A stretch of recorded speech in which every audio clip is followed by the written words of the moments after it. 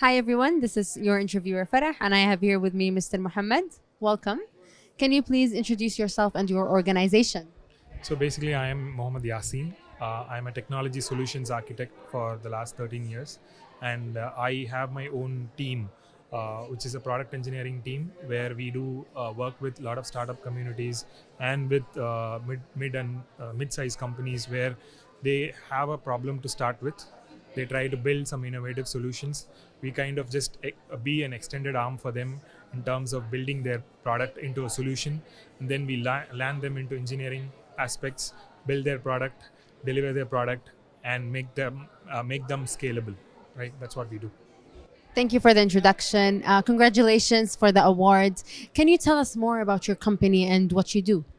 So basically, like we started as a company who does product engineering, and many there are many companies out there. How we want to stand out from them is like we wanted to just start with the solution, because what we saw, I mean, like being a solution architect from the enterprise level, right? What I actually come across is in the startup community, especially, right? There are a lot of re-engineering cost which is being spent, right? Where companies try to just build their version 1, try and get that very fast into the market, and then they try and just re-engineer again, building version 2.0, 3.0, 4.0, without even thinking how the business model works, how the market research is being done. It is quite crazy that people, many companies, they just have wonderful solutions. They have interesting problems to solve, which could be very important for humanity. Those kind of problems and those kind of solutions are just being left over because of these fast-paced engineering stuff what is happening around the world, right? So we kind of templatize these engineering practices into creative and so our model is like this. So we kind of call discovery led thinking. So discovery led thinking is basically like you have a problem. Now let's dig deep into your problem. Okay, let's discover it more. Okay, what are all the type of users? What is the target market you are looking at? How is the competition looking at? Right, so we kind of just dig deep into the problem. Then obviously as a founder, they will have n number of solutions, and when you have an idea in mind, what happens is like you become so biased to that idea, right? You feel like, yes, this is something which, what we believe is like every idea comes from the almighty, and it has to be brought to the world with proper practice, and that is what is missing. So this discovery led thinking will just refine your solution. It will just make sure that you are challenged with your solutions. Basically, when you start your solution, right, it is nothing but an assumption. If you are trying to solve a problem, you say that, oh, this looks very fancy, I'm going to solve it. It is nothing but an assumption. We kind of keep challenging those assumptions. We have predefined market research and kind of templates where we kind of ask those questions on the business analysis front, and we make sure that those questions give you more confidence in terms of like, okay, does my solution apt for the problem? And then you land up on the engineering front, right? So, what are some of the plans and ideas that you have for your company in the future? So our future, like, so our vision basically is, you might have heard Y Combinator. Y Combinator is a startup accelerator where a lot of startup companies incubate, or they be part of Y Combinator, and they kind of just accelerate in terms of whatever they do, right? So we wanted to be a technology accelerator.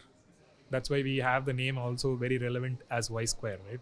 So we wanted to be the technology accelerator, and try and be an extended partner for those companies who are trying to just bring out innovative solutions through our discovery led thinking and diagnosis based engineering. And how do you keep up with the technology trends? Technology is always evolving constantly. How do you keep up with that? So when you come to technology domain, right? So the one thing which you cannot deny is like every day is something new. You cannot keep doing the repeatable mundane tasks. It is like the more you do it, you just step back, right? So you have to be prepared for having those mundane tasks to be automated as much as possible, so that when a new thing comes up in place, right, you would be prepared and ready to learn it up fast, and you would be able to move things faster. Like web 3.0, it's something very new, right? We do have people, so many companies, what they do is they try and just start learning new stuff, right? But they don't automate the current stuff whatever they have. It's very difficult if you just have the old stuff and the new stuff getting balanced at each other, right? So we try to recommend our team, push our team to just automate any stuff what is there as mundane, and then that gives them the push to move forward and learn new stuff. And we try and make a competency kind of an environment where they just want to learn conversational AI, they want to learn AR, augmented reality, virtual reality, and all of that by competing with each other. Let's say it could be a mini hackathon kind of an environment what we have, where they just kind of build something out for them, and they compete with each other on these new technology trends. That's how we actually trend forward. So, based on your expertise, tell us your opinion on the pressure that is being put on the engineering community when it comes to startups. It's a huge pressure. uh, so when I worked on the enterprises, right, see, what pressure is basically, when you don't have clarity, the pressure actually goes exponential, right? You don't know what to do. You are, so you try to bring in clarity, thereby reduce pressure. That's what we try to do actually with the startup communities, and we face a lot of criticism in terms of like, why do you need to have such a huge stuff being built for a small startup community? But let's say when you talk about system redundancy is basically like having the system available for 24 by 7. And many startups, they don't realize what you need to do for making your system available for 24 by 7. They just want to build it, and if it doesn't operate, what is the use in just building a product, right? You're not building it for passion, you have to just provide value to the customer. End of the day, the value has to turn into monetization. And if that doesn't happen, so we make clarity to the customer. That's where we start with. And people who are obviously running behind time, they'll not be able to stick with us. And we try to ensure that we don't get stuck in those kind of environment where they just run behind time, where they don't run behind value. So, then what kind of advice would you give to someone who wants to follow the same path as yours? So I would say keep it simple. It is very very simple. You go back to your basics always, and everything when you see, like, it has started from your basics. All the fancy stuff and everything whatever you see on the outside world, it is definitely going to be starting from your basics. And keep it simple is what we actually tell.